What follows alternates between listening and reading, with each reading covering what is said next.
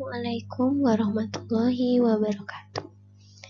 Saya Endang Fitrianingsi, peserta Latsar CPNS golongan 3, Angkatan 5 tahun 2022, kelompok 3 BPSD MD Provinsi Kalimantan Selatan, akan menyampaikan mengenai analisis isu efektivitas kinerja individu berdasarkan tupoksi pada guru pendidikan luar biasa. Pembahasan yang akan kita bahas yaitu pertama, identifikasi masalah, metode APKL dan USG, analisis fishbone, metode SWOT, dan alternatif penyelesaian. Yang pertama yaitu identifikasi masalah.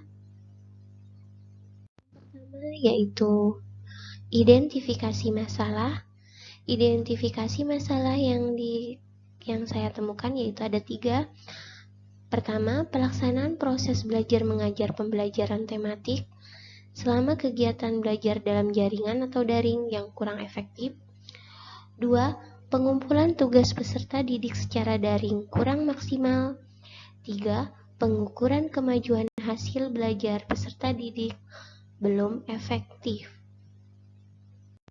Selanjutnya yaitu kita akan membahas mengenai analisis tapisan masalah dengan metode APKL.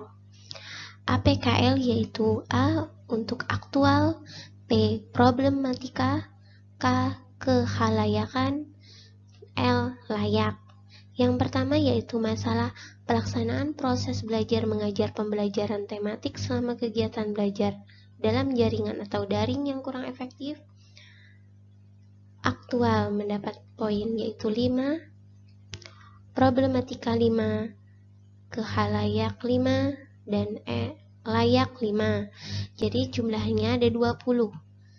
Dan masalah yang kedua yaitu pengumpulan tugas peserta didik secara daring kurang maksimal, mendapatkan poin yaitu aktual 4, problematika 4, kehalayak 3, layak 5. Selanjutnya yaitu masalah pengukuran kemajuan hasil belajar peserta didik yang belum efektif. Aktual 5, problematika 4, kehalayak 4, layak 4. Jadi di sini kita analisis yaitu mana yang poin tertinggi, maka itu yang menjadi prioritasnya. Di sini yang menjadi prioritas adalah yang pertama, yaitu pelaksanaan proses belajar pembelajaran tematik selama kegiatan belajar dalam jaringan daring yang kurang efektif. Selanjutnya yaitu analisis tapisan masalah dengan metode USG, yaitu U urgensi, S seriousness, G growth.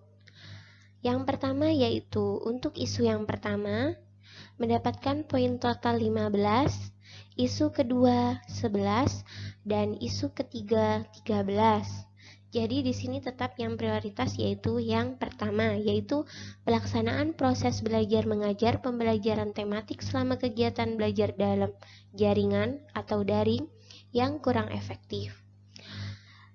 Metode USG dan metode APKL menggunakan skala Likert, yaitu 5 untuk nilai sangat tinggi, 4 tinggi, 3 sedang, 2 rendah, dan 1 sangat rendah.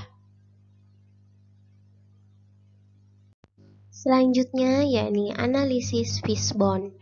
Yang pertama yaitu materi pembelajaran. Materi pembelajaran lebih mudah dipahami jika dilakukan secara tatap muka di sekolah atau guru melakukan kunjungan ke rumah PDBK atau luring, karena yang kami ajar adalah peserta didik berkebutuhan khusus. Jadi, apabila materi pembelajaran tidak disampaikan secara langsung, maka akan ada miskomunikasi.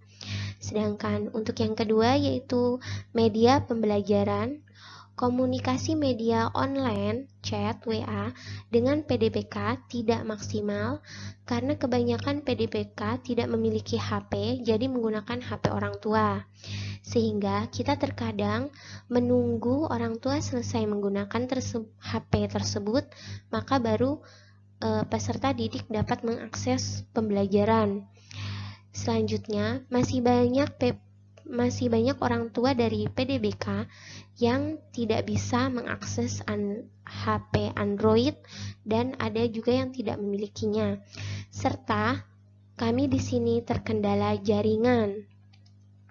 Selanjutnya untuk penilaian, proses penilaian terhambat karena tidak semua siswa mengumpulkan tugas, baik melalui daring atau diantar ke sekolah, karena sekolah dan rumah terkadang jaraknya lebih jauh, dan akhirnya orang tua mengumpulkannya nanti dan anak pun terkadang akhirnya malas untuk mengerjakannya. Yang keempat yaitu lingkungan. Dikarenakan ada beberapa orang tua yang kurang memahami bagaimana melatih dan proses belajar PDBK dalam berbagai hambatan yang dimiliki, akhirnya tidak terlaksana pembelajaran tersebut. Selanjutnya yaitu untuk guru. Para guru dituntut belajar menyampaikan materi semenarik mungkin dalam bentuk video dengan metode daring secara nyata dan ikut terlibat dengan video call dengan PDBK. Sedangkan yang kita video call ada PDBK dengan beberapa karakteristik. Jadi untuk melatih fokus pada PDBK tersebut kita masih kesulitan, sehingga pembelajaran melalui daring tidak begitu efektif. Selanjutnya yaitu minat siswa. Minat belajar PDBK kurang karena sudah bosan dengan metode belajar daring, karena mereka tidak mengeksplor secara langsung dan tidak praktek. Jadi mereka bosan. Nah, akibatnya daya minat belajar pada peserta didik berkebutuhan khusus menurun. Selanjutnya yaitu metode SWOT.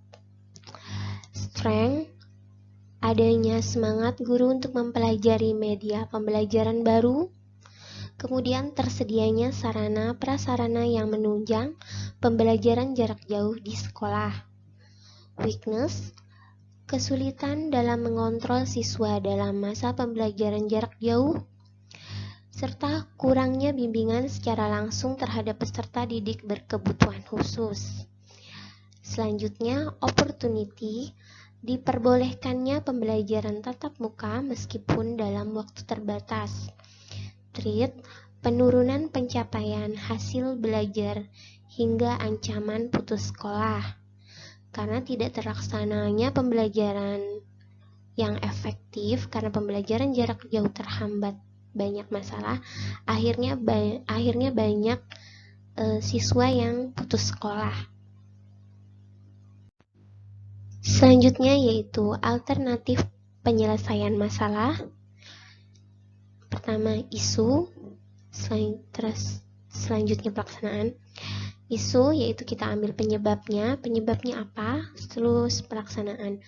Minat belajar PDBK kurang karena bosan dengan metode belajar daring, sehingga pembelajaran daring kurang efektif, serta kurangnya pemahaman orang tua dalam membimbing PDBK dengan berbagai hambatan yang dimiliki PDBK.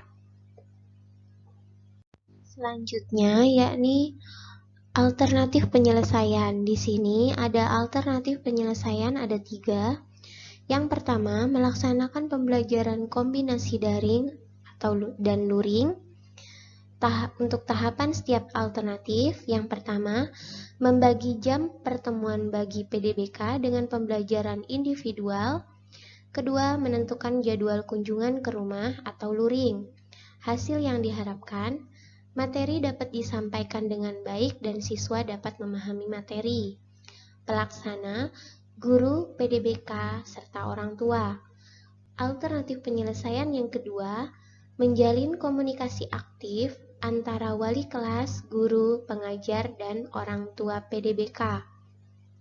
Tahapan setiap alternatif, pertama, membuat grup WA khusus orang tua PDBK. Kedua, menyampaikan perkembangan pembelajaran PDBK secara berkala dan individual langsung pada orang tua yang bersangkutan. Hasil yang diharapkan, masalah pemahaman orang tua dalam membimbing PDBK mengumpulkan tugas dapat segera diatasi. Pelaksana, guru, orang tua, serta PDBK. Untuk alternatif penyelesaian yang ketiga, memotivasi guru untuk mengikuti pelatihan pembuatan media pembelajaran daring. Tahapan setiap alternatif yang pertama, menyebarluaskan jika ada informasi pelatihan. Kedua, sekolah memfasilitasi pelatihan bagi guru jika memungkinkan.